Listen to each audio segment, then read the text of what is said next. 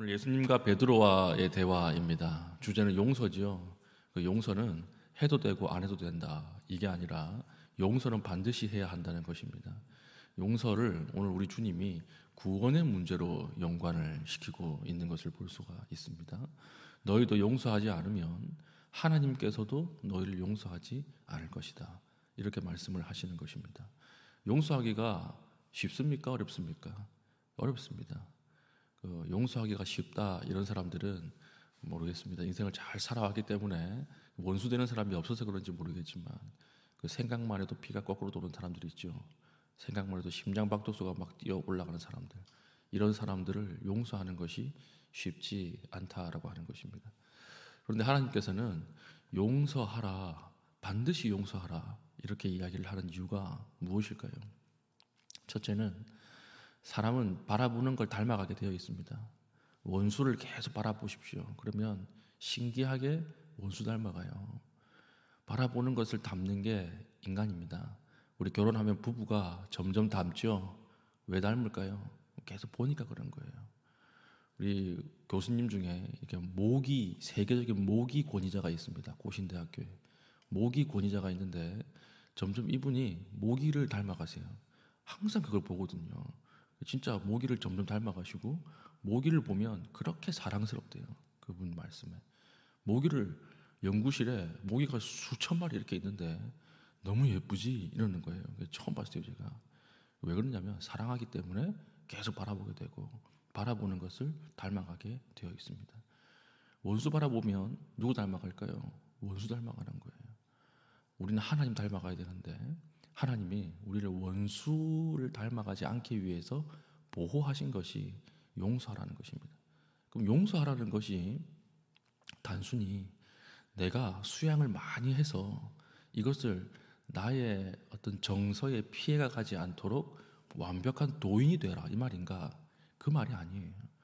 용서하라는 말은 심판을 하나님께 맡기라는 말입니다. 심판은 하나님께 맡기고 너는 나를 바라봐라. 그래야 하나님을 닮아가고 하나님의 시각으로 그 사람을 대할 수 있는 것이지, 내가 용서하지 않고 복수하겠다고 달려들면 똑같이 원수가 되는 것입니다. 그래서 우리 영화나 드라마 보면 복수를 하려는 사람 처음에는 정당성이 있어요. 그러나 마지막에는 원수보다 더 악해지지 않습니까? 원수가 하는 악한 짓보다 더 악한 짓을 해요. 이 복수라고 하는 정당성으로 이미 원수가 된 거죠. 그 사람도. 오늘 하나님께서는 아주 구원의 문제를 가지고 이것을 이야기하면서 우리에게 중대하게 이야기한다라고 하는 것입니다. 그러면서 비유를 하나 드시는데 어떤 비유를 드십니까? 그 전에 베드로가 나와서 예수님에게 물어봅니다. 예수님, 한 7번까지만 용서해도 충분하겠죠? 이렇게 물어보는 거예요. 그 당시에 랍비들, 성경을 해석하는 랍비들은 3번까지는 용서해야 한다. 이게 율법의 정의였어요. 3번까지는 용서하는 게 하나님의 사랑이다. 이렇게 이야기를 했는데 그것을 알았던 베드로가 훨씬 더 많이 부른 거예요. 예수님에게. 예수님, 우리는 그래도 한 7번까지는 해야 되지 않겠습니까? 이렇게 이야기를 하니까 예수님께서는 칭찬을 하는 것이 아니라 뭐라고 말씀하십니까? 아니다. 7번 해서는 안 된다. 7번씩 70번이라도 해야 한다. 7번씩 70번은 490번 하라 이 말이 아니라 이것은 끝까지 하라는 거예요. 한이 없이 하라 이렇게 이야기를 하신 것이죠. 그러면서 비유를 한 가지 드시는데 이게 1만 달란트 빚진 자의 비유입니다. 1달란트가 이 무게로 따지면 46kg 정도 된다 그랬죠. 46kg. 만약에 금 1만 달란트를 빚졌다 이러면 이건 계산할 수 없는 양이에요. 어떤 사람 계산한 거 보니까 13만 년 정도의 월급이라 그래요. 한 번도 안 쉬고 한 사람이 13만 년 동안 일해야 갚을 수 있는 돈이다. 이 말은 못 갚는 돈이다 이 뜻입니다. 못 갚는 돈을 빚졌습니다. 근데 주인이 불쌍한 거예요. 불쌍해. 27절 보니까 그 종의 주인이 불쌍히 여겨 이랬잖아요. 불쌍히 여겨. 불쌍히 여겨서 빚을 탕감해서 내어 보냈습니다. 옥에 가두지 않았어요. 돌아가는 길에 누구를 만납니까? 자기에게 100데나리온 빚진 사람.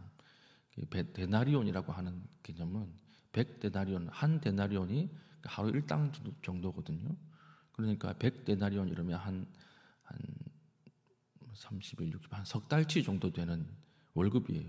우리나라 돈으로 치면 한 700만 원에서 한 1000만 원 되겠죠. 왔다 갔다 하는 돈이에요.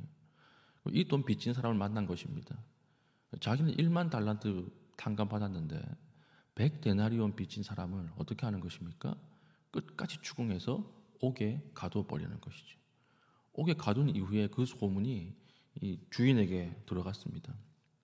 나는 이 사람을 빚 탕감을 해줬는데 저 사람은 자기의 친구를 빚 탕감해주지 않는구나. 다시 잡아들여요. 다시 잡아들여서 옥에 가두어 버린다라고 하는 것입니다. 이 사람이 용서하지 못하는 이유가 무엇일까요? 자기는 탕감받았는데 자기에게 빚진 자를 용서 못하는 이유가 무엇인가? 이것은 하나밖에 없죠. 자기가 빚 탕감받은 자라고 하는 것을 깨닫지 못하는 거예요. 내가 갚을 수 없는 빚을 진 사람인데 나는 용서받았다라고 하는 것을 인정 안 하는 것입니다. 그렇기 때문에 주인이 다시 불러서 악한 놈아 이렇게 이야기를 하면서 어떻게 하는 거예요? 다시 가두어 버렸다라고 하는 것입니다. 이것은 무엇을 얘기할까요? 오늘 우리가 하나님 앞에 용서하지 못하는 이유가 무엇일까요? 다른 사람을 용서하지 못하는 이유, 하나님이 어떻게 보신다는 말씀입니까? 너는 용서받았다라고 하는 것을 인정 못하는구나 이렇게 본다는 거예요. 우리의 죄가 얼마나 하나님 앞에 큽니까? 우리의 죄가 하나님 앞에 얼마나 깊습니까? 이것을 하나님이 아무 대가 없이 자기 아들을 죽이는 방식으로 용서하셨습니다. 그럼 이 감격으로 용서받은 사람은 누구의 죄도 용서해야 될까요? 나에게 지은 다른 사람의 죄도 용서하는 것이 내가 용서받았다라고 하는 신앙 고백이에요. 그런데 나는 이 큰 죄악을 용서 못 받아놓고 다른 사람이 나에게 했던 이 일들을 용서하지 못한다라고 하는 건 무슨 신앙 고백이에요? 내가 받은 용서는 하찮은 것이다 라고 하는 신앙 고백인 거예요. 이것을 그대로 구원에 적용시키는 것입니다. 그게 35절 너희가 각각 마음으로부터 형제를 용서하지 아니하면 나의 하늘 아버지께서도 너희에게 이와 같이 하시리라. 아주 무서운 말이죠. 너희가 용서하지 못하면 하늘 아버지도 너희를 용서하지 않는다라고 하는 거죠. 왜 그럴까요? 너희는 빚을 탕감받은 자인데 그걸 인정하지 못한다는 거예요. 내가 받은 빚 탕감을, 죄의 탕감을 인정하지 못하기 때문에 다른 사람의 죄에 있어서도 관대하지 못하다 이렇게 이야기를 하는 것입니다. 그리스도인 안에서 용서하는 것이 더 힘든 것 같아요. 세상 사람들은 한번 이렇게 마음이 틀어지면 한번 술 확 먹고요, 확 싸우고 그 다음엔 친해지거든요. 근데 우리 성도들은 술도 안 마시니까 한번 입 틀어지기 시작하면 끝까지 가는 것 같아요. 여러분 그렇게 가면 하나님 기뻐하지 않습니다. 차라리 술을 드세요. 술을 드시고 화해를 하십시오. 그게 하나님 훨씬 더 기쁘게 여기시는 거예요. 그게 아닌 것 같으면 내 죄를 용서받았다라고 하는 이 고백 가지고 담대하게 용서하십시오. 그래야 여러분들이 살아요. 그 용서해야 여러분들이 원수처럼 변하지 않는다라고 하는 것입니다. 우리가 하나님 앞에 우리의 돌을 많이 닦고 우리의 인격을 고양해서 용서하라 그 말이 아닙니다. 원수가 없는 것은 하나님께 맡기고 그 하나님께 맡긴 그 자리에 누구를 바라봐야 돼요? 하나님을 바라봐라 이렇게 이야기를 하는 것입니다. 그래야 우리도 하나님을 닮아가고 우리가 하나님 앞에서 계속해서 살아갈 수 있다라고 하는 것이죠. 여러분이 갚을 수 없는 빚을 하나님 앞에 탕감받았다라고 하는 고백이 있습니까? 여러분들의 그 큰 죄악을 하나님이 그대로 그냥 용서해 주셨습니다. 그러면 우리는 어떻게 해야 될까요? 나에게 이 데나리온 빚진 자들, 이 사람들을 용서하는 것이 내가 용서받은 자라고 하는 것을 나타내는 최고의 신앙 고백이 되는 것이죠. 오늘 용서합시다. 용서하지 못하는 사람들 오늘 기도하십시오. 내 힘으로는 안 돼요. 내 힘으로는 그 사람 용서 못합니다.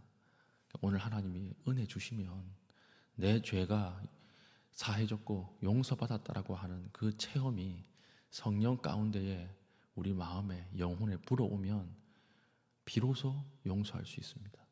우리가 오늘 이런 은혜가 있도록 하나님 앞에 깊이 기도하고 오늘 이 자리를 떠날 수 있는 믿음의 신실한 주의 백성 될 수 있기를 축복합니다.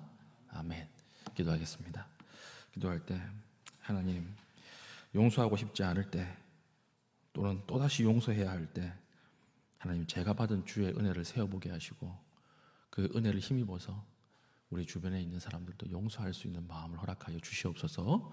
기도하신 이후에 개인적인 기도의 제목을 가지고 기도하시고 자유롭게 돌아가시겠습니다.